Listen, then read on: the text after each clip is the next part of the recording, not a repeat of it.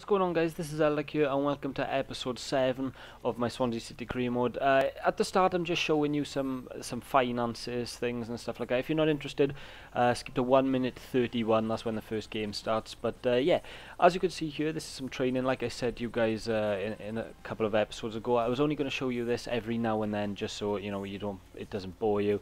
The first game is up against Watford, but as you can see here, I'm going to show you like the board objectives and the finances.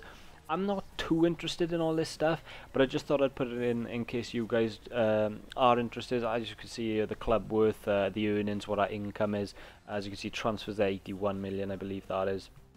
You got the likes of shirt sales, merchandising, stuff like that. And when we go down here, is the expenses, transfers, player wages, all things like that. But yeah, a nice couple of new features they've added into this year's Ultimate Team. Ultimate Team? What am I talking about? Career mode. Like I said, I'm not too interested. As you can see, the highest selling shirts, Baston is actually up there, so that's a real hint that I need to start selling him a little bit more. But yeah, like I said, a couple of nice new features. I'm not too interested. But and there's the transfer budget. I showed you that transfer budget, 14 mil and about 66k, I believe it was, for the wages. Name me players I should sign in January. That's what I need. I'm coming close to January now in real time, and I need suggestions for players. I think I'll show you a little bit later on. It might even come, I think it'll come after this game. Neil Taylor said he's not happy with his game time, so I'll probably just look to sell him on. But yeah, regardless of all that, onto the first game. We've got Watford at home. As you can see, I think it is a changed team from the last game. Baston starting up front with Memphis, Jack Corr, Kingsley. It's pretty much the standard team that we've set out all season. But yeah, Watford, I mean, a decent team. As you can see here, they've got some new signings. Daryl Janmat, Yunus Kabul playing. Kabasele, I think, is a new player as well. And you've got the likes of Troy Deeney up front, who's really good. Also, Etienne Capoue was started this season off in real life really strong. But yeah, they take a golf at the Liberty Stadium, nice weather. I do really like playing at the Liberty. It feels nice to play on, but get a free kick here early on. Fouled by Watford, and Sigurdsson's going to put into the box. I much prefer these new free kicks, by the way, I will add. But we've got Sigurdsson to deliver one now. It's a decent ball in and a decent header. I believe Baston got his head on it, but Pantilimon is a pretty easy save. Good chance for Watford here. Long ball through to Daryl Janmat. Kingsley headers it, and I believe it was Deeney snatched in front of Curtis Davis there to get the header. But just like Pantilimon's first save, it's a pretty simple one from Vaughan. Now Jack Cork into Sigurdsson. Decent shot, and Pantilimon maybe could have held it, but he parries it over, and the shot is safely away. But Sigurdsson, decent ball through, tries to find Bojan Baston, can't quite, but very sloppy defending there by Kabasele, and Sigurdsson's in on goal, and it's a cheeky little dink just over Costel Pantilimon. The Watford defender was playing about with it too much at the back, and I just kept pressing him with Sigurdsson. I just kept putting pressure on him. As you can see here, maybe a foul. Debatably, it could have been a pen then to Sigurdsson, but take nothing away from the finish. That's a really, really good finish. Also, guys, I was thinking, in January, I thought I'd swap all the players' boots around to change the colours up a little bit. Let me know what you guys think of that. I mean, probably not a lot of people will care, but I thought it might just be nice to freshen up a bit. But onto the second half here, Barrow takes the ball off one of the Watford defenders, and a nice flick into Leroy Fair there. Back into Modou Barrow. It's a decent bit of skill, tries to get past him, but it's a cracking ball through to Memphis, and that actually hits the keeper, hits Memphis, and goes up for a goal kick. But here, we're giving a Premier League debut to Oliver McBurney, who's a really decent talent in real life. He comes on for Bojan Baston. But Watford with a chance here. It's decent header out from Kyle Norton. It's not decent at all. And then Deeney goes for the follow-up shot, and it's a poor one. Michel Vorm saves that easily. But here's Sigurdsson now on the ball, up to McBurney. First couple of touches of the game. It's a nice pass in to Sigurdsson. Find Leroy Fair. Back into Sigurdsson. It's a good attempt. I believe Pantilimon did just parry that one wide, but nothing came of the chance. As you can see, Leon Britton there coming on. I think this is the first time back from injury. But yeah, here's Jack Cork into Sigurdsson, I believe. Now Depay, into McBurney. A nice little turn there from McBurney. We play it into Sigurdsson. Sigurdsson will play the return pass, and Oliver McBurney on his Premier League debut, on his full Swansea debut, never mind Premier League debut. It's his first senior game, and he gets a goal on his debut. A really well taken goal on his weaker foot, to be fair. Nice pass into Sigurdsson. Them two linked up really well for that goal, and as soon as he comes one-on with the keeper, that's such a nice finish into the bottom left corner. No chance for Pantilimon, but Watford attacking. Great tackle from Rhys Oxford into Leon Britton, who, like I said, has just come on the pitch. Ball roll into Modabaro. Modabaro will come across field. Could play McBurney in, doesn't quite, and it's still a good run, but from Barrow. Lovely little flick into Memphis, and that is a really nice finish. I enjoyed that finish, and you'll see from the pass from Barrow, it was such a cheeky little pass, as you'll be able to see right there. Nice little pass into Depay, and that is a nice finish, just in the bottom left corner, past Pantilimon. Debatably could have done better. But yeah, coming up to the end of the game now, Watford, any goal they'd get from here would probably be a consolation goal 86 minutes in, and that's exactly what they do, is score a consolation goal, 3-1.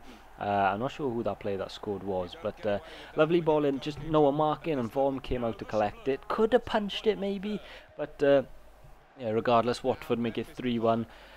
Disappointing not to get a clean sheet. I do like having clean sheets in Ultimate Team. Why do I keep saying Ultimate Team? I've been saying so much of it lately.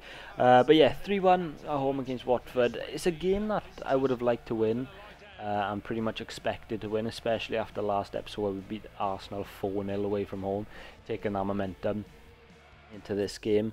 I think this is going to be a double upload day. I think I will upload this the same day. But yeah, like I said earlier, Neil Taylor complaining about his game time. By the way, guys, if you don't want to see any of this, just skip through, and if you do really want to take an in-depth look at any players, just pause on the screen.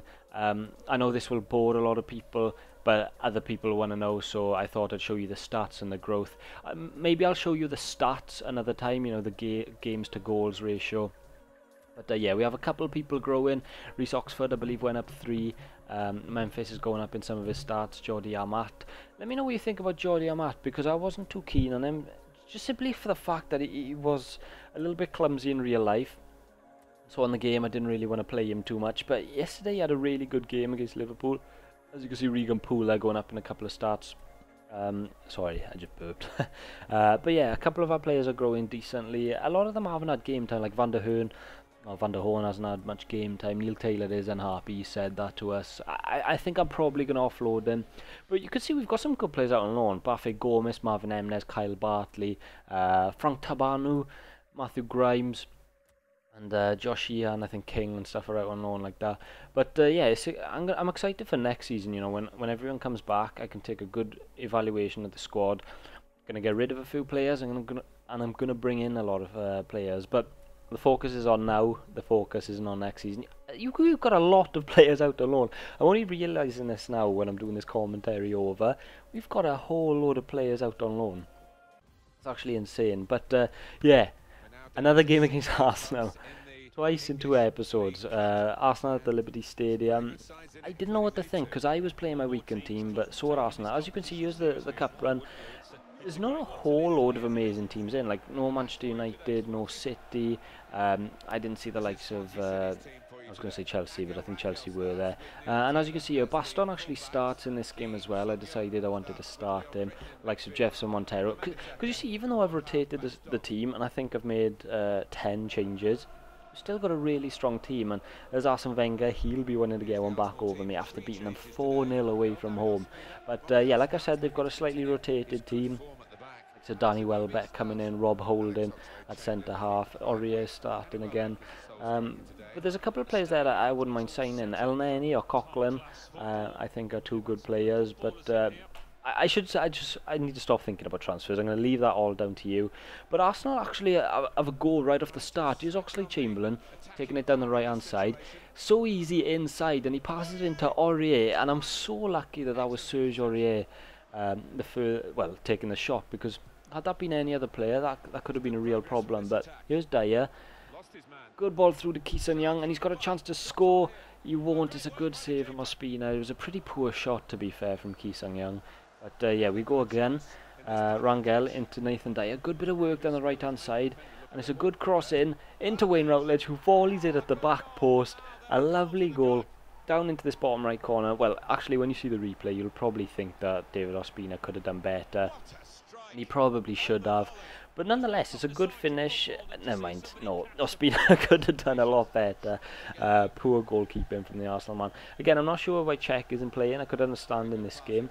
But in the Premier League game, Czech was on the bench, I believe. But never mind. Stop what I'm saying. What a finish from Alex Iwobi. Another player that would be a decent signing. Alex Iwobi on the left-hand side. Comes out to him. First time shot. And you guys will see from the replay. Christopher Nordveld, our keeper there, has no chance with this. It's a good bit of play from Arsenal. Lovely 1-2 passing, and it comes out to Iwobi, and there's no chance. No keeper is saving that. It's always swerving away from the keeper.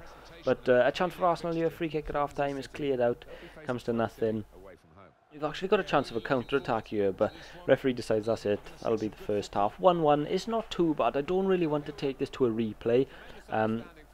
Saying that, I don't know if this type of game does go to a replay, but or here again they're getting forward and having another really good chance. To be fair to him, in both games that he played in, he had some really good chances and got forward a lot, but this Swans are on the counter-attack, well, not counter-attack, just on a attack, and here's Nathan Dyer, and he'll keep the ball nicely, pass through into Keeson Young, and he'll actually shoot from that angle, and what a finish from Keeson Young. That's another one where debatably David Ospina could have done better, but take nothing away from the finish. Keeson Young, who's been extraordinary, yeah, I'd say outstanding when he's played in these League Cup games. And there's such a tight angle to score from, and I was completely surprised. But yeah, this game is coming to a close. Will we beat Arsenal again? We will. 2-1 at the Liberty Stadium. This was a slightly harder one. I didn't show much highlights in this game, simply due to the fact that there weren't a lot of highlights. It was a pretty 50-50 game in midfield. It was a scrappy game in midfield. But yeah, that's how it's going to finish. 2-1 at the Liberty Stadium. This episode is going to be coming to a close, guys. I believe this is episode 7 on the double upload day. And as you can see there, Palace beat Huddersfield on penalties. I think that's what it says anyway, or is it the other way around? I can't see on the screen. But yeah, that's who we'll play next in the quarterfinals. Please leave a like if you did enjoy, guys, and please tune in tomorrow for the next episode. And thank you for watching. Peace.